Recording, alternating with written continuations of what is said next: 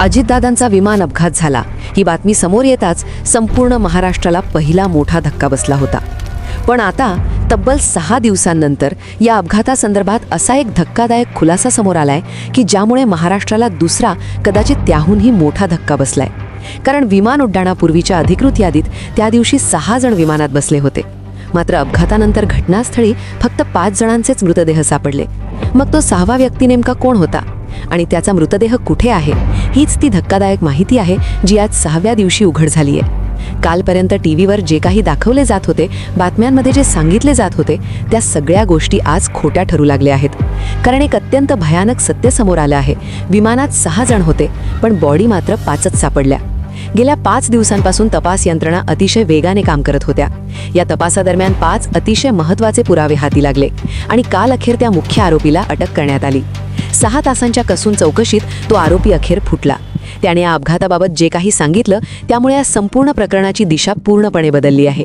कालपर्यंत पूर्ण महाराष्ट्र हादरलेला होता, पण आज जे समोर आलं आहे ते कल्पनेच्या पलीकडचं आहे. जर माणसांच्या मोजणीत फरक पडला असेल, जर एखादा व्यक्ती तिथून गायब झाला असेल, तर मग हा खरोखर अपघात होता का की काहीतरी वेगळंच? 28 जानेवारीची ती भयानक सकाळ आणि आजचे हे 6 दिवस. गेल्या 5 दिवसांपासून तुम्ही टीव्हीवर पाहत होता की हा एक दुर्दैवी अपघात आहे. वैमानिकाची चूक, धुके, तांत्रिक बिघाड हीच कारणं सांगितली जात होती. टीव्हीवर स्पष्ट सांगण्यात आलं की विमानात 5 जण होते आणि 5च जणांचे मृतदेह सापडले. आपण सर्वांनी ते मान्य केलं. पण आज 6व्या दिवशी एक अशी धक्कादायक बातमी समोर आली आहे की ज्यामुळे आज संपूर्ण प्रकरणाचा भूगोलच बदलून गेला आहे. अशी माहिती जी आज उघड होणार होती, ज्याची पहिल्या दिवशी कोणी कल्पनाही केली नव्हती. कारण प्रत्येकालाच वाटत होतं की जे दिसतंय तेच अंतिम सत्य आहे. पण आज जेव्हा तपास यंत्रणांनी ती एक फाईल उघडली तेव्हा सगळ्यांचेच पाय हादरले. प्रश्न उपस्थित झालाय की जर विमानात 6 जण बसले होते तर 5च मृतदेह का सापडले? तो 6वा व्यक्ती कोण होता की तोच या मृत्यूच्या सापळ्याचा सूत्रधार होता जो वेळेआधीच विमानातून गायब झाला? अजितदादांची ओळख एका जळालेल्या घड्याळावरून पटवली गेली, पण ते घड्याळ खरंच त्यांचंच होतं का? आज या व्हिडिओमध्ये आपण पहिल्या दिवसापासून ते आजच्या 6व्या दिवसापर्यंतचा असा प्रवास करणार आहोत जो तुम्हाला विचार करायला भाग पाडेल की आपण ज्याला अपघात समजतोय ते काहीतरी वेगळंच तर नाही ना. 28 जानेवारी रोजी सकाळी 8:45 बारामतीच्या आकाशात लिअरजेट 45 विमान घिरट्या घालत होतं. अचानक एक मोठा आवाज झाला आणि आगीचा बोळा जमिनीवर कोसळला. पहिल्या दिवशी सर्वांनाच वाटलं की हा केवळ तांत्रिक बिघाड आहे. टीव्हीवर सांगण्यात आलं की खराब हवामानामुळे वैमानिकाला लँडिंग दिसलं नाही. पण आज उघड झालेल्या माहितीनुसार त्या दिवशी हवामान लँडिंगसाठी अगदी परफेक्ट होतं.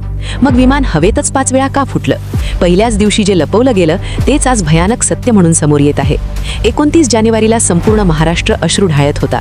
दादांवर अंत्यसंस्कार झाले, पण त्याचवेळी एअरपोर्टच्या मॅनिफेस्टमध्ये प्रवासी यादीत फेरफार केला जात होता. पहिल्या दिवशी यादीत 6 नावं होती, पण दुसऱ्या दिवशी ती 5 कशी झाली? का कुणीतरी जाणीवपूर्वक त्या 6व्या व्यक्तीचं अस्तित्व पुसण्याचा प्रयत्न केला? तिसऱ्या दिवशी तपास यंत्रणांनी तपासाची चाकं वेगाने फिरवली. त्यांना 5 असे पुरावे सापडले जे अपघाताच्या सिद्धांतालाच छेद देणारे होते. आता हे पुरावे सगळं काही उघड करणार होते. सर्वात आधी ब्लॅक बॉक्स सापडला. 2 दिवसांनंतर तो समोर आला होता. ब्लॅक बॉक्समध्ये नेमका कोणता आवाज रेकॉर्ड झाला होता? अपघाताच्या क्षणी दिला जाणारा मेडे कॉल आला होता का की काही वेगळंच, की अजूनच तिसराच काहीतरी आवाज ऐकू आला होता? हे सगळं कालपर्यंत उघड होणार होतं.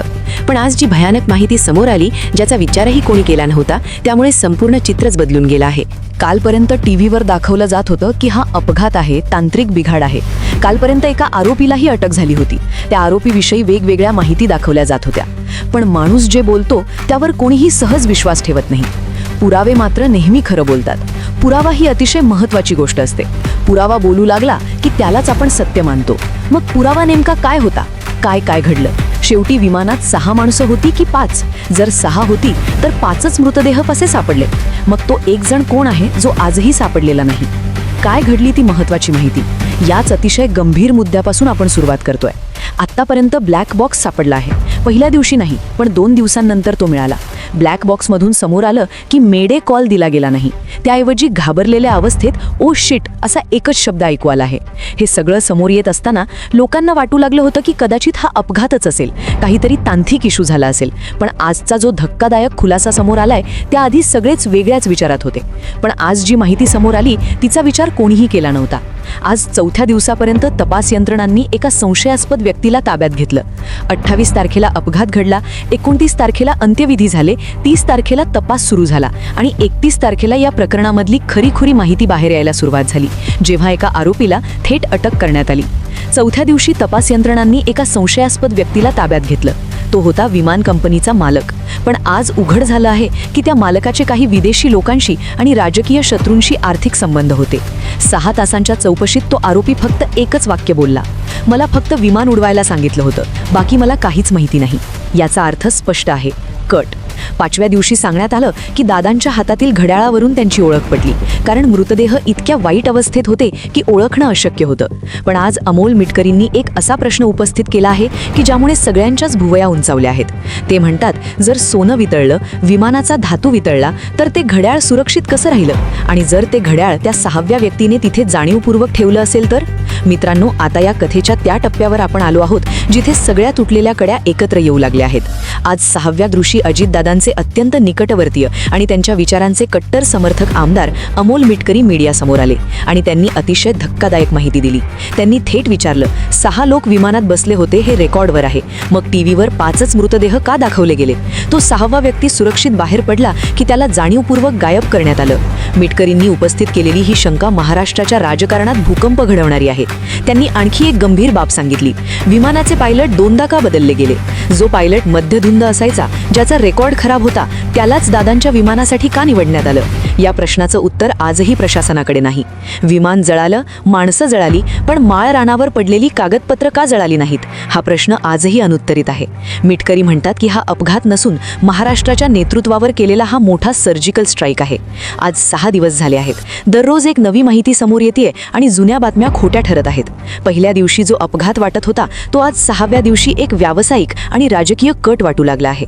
6 व्यक्तींची एंट्री आणि 5 मृतदेह हे गणित जोपर्यंत सुटत नाही तोपर्यंत सत्य बाहेर येणार नाही.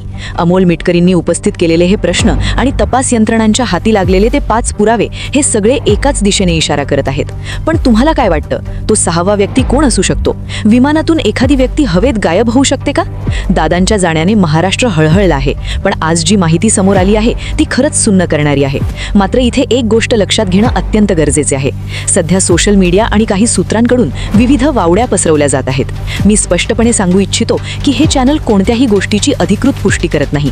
ही केवळ आत्तापर्यंत समोर आलेली एक शक्यता असू शकते. सत्य काय आहे हे फक्त आणि फक्त अधिकृत तपास यंत्रणांच्या चौकशीनंतरच स्पष्ट होईल. तोपर्यंत कोणत्याही निष्कर्षावर पोहोचणं चुकीचं ठरेल.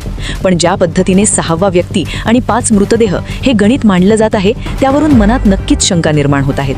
आता मला तुमचं मत जाणून घ्यायचं आहे. तुम्हाला काय वाटतं? अमोल मिटकरींनी उपस्थित केलेले प्रश्न आणि विमानातील त्या 6व्या व्यक्तीचं रहस्य, यात काही तथ्य असू शकतं का, की हा फक्त एक दुर्दैवी योगायोग आहे? तुमची प्रतिक्रिया कमेंट बॉक्समध्ये नक्की कळवा, कारण तुमच्या कमेंट्स कदाचित या प्रकरणातील सत्य बाहेर आणायला मदत करू शकतात. हा व्हिडिओ जास्तीत जास्त शेअर करा, जेणेकरून ही माहिती सगळ्यांपर्यंत पोहोचेल. पुढील अपडेटसाठी चॅनलला सबस्क्राईब करायला विसरू नका. धन्यवाद.